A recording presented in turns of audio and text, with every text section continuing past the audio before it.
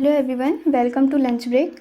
तो पिछली वीडियोस में हमने देखा था test of divisibility by 2 and 3। इस वीडियो में हम पढ़ेंगे टेस्ट ऑफ डिविजिबिलिटी बाय 4।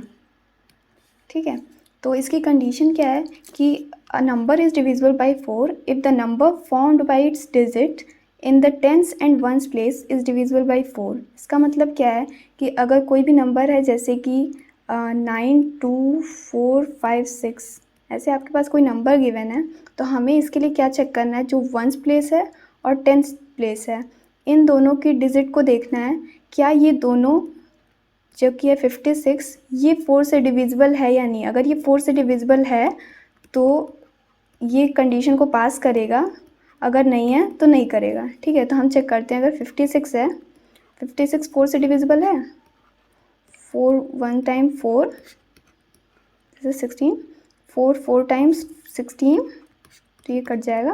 इसका मतलब 4 जो 56 जो है वो 4 से डिविजिबल है। इसका मतलब ये जो पूरा नंबर है हमारा ये भी 4 से डिविजिबल है। ठीक है, अगला एग्जांपल हम देख लेते हैं इसके लिए। जैसे कि हमारे पास 31994। ठीक है, तो इस नंबर को जब हम चेक करेंगे तो ये क्या है 94। हमें 94 को चेक करना है क्या ये 4 से डिविजिबल है या नहीं। तो हम 4 से इसको डिवाइड करेंगे।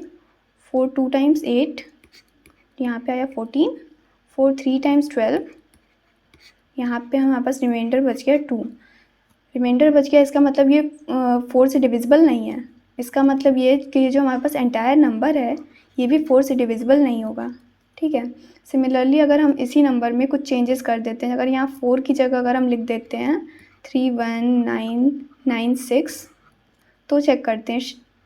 ठीक है, तो यहाँ है 96, हम चेक करेंगे 96 4 से डिविजिबल है या नहीं। 4 2 टाइम्स 8 1, 4 4 टाइम्स 16, ये डिविजिबल है। इसका मतलब ये जो एंटायर नंबर है हमारा ये भी 4 से डिविजिबल है। तो इसके अलावा हमारा ये भी 4 से डिविजिबल है और ये भी 4 से डिविजिबल है। ठीक है, तो सिंपली हमें 4 से डिविजिबिलिटी के लिए यही चेक करना है कि जो हमारे पास टेंस और वंस प्लेस पे जो वैल्यूज़ कंबाइंडली बन रही हैं क्या वो 4 से डिविजिबल हैं या नहीं है। ठीक है,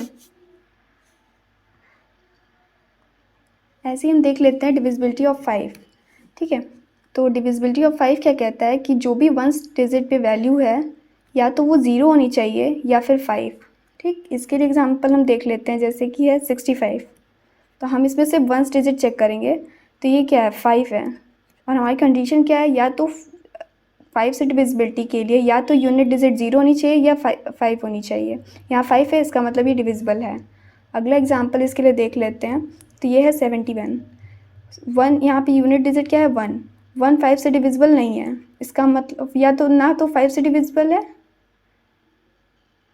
ना तो इसकी यूनिट डिजिट पे 5 है, ना 0 है, इसलिए ये भी 5 से डिविजिबल नहीं होगा। ठीक है, और अगला एग्जांपल अगर हम देख लेते हैं 195। इसमें क्या है, यहाँ पे यूनिट डिजिट हमारा 5 है, तो हमारे पास कंडीशन क्या थी, या तो 0 हो या तो 5 हो। तो 5 है, इसलिए ये पूरा एंटायर नंबर जो हमारा होगा वो 5 से डिविजिबल होगा। ठीक, ऐसे ही हम एग्जांपल एक और ले लेते हैं। जैसे कि है 230। यहाँ पे हम जब यूनिट डिजिट देखेंगे तो यहाँ पे है 0। ये 0 या 5 में से कोई एक नंबर है, हाँ है। इसका मतलब ये जो एंटायर नंबर है ये आपका 5 से डिविजिबल होगा। सिंपल, बस इतना ही था इसमें। Thank you.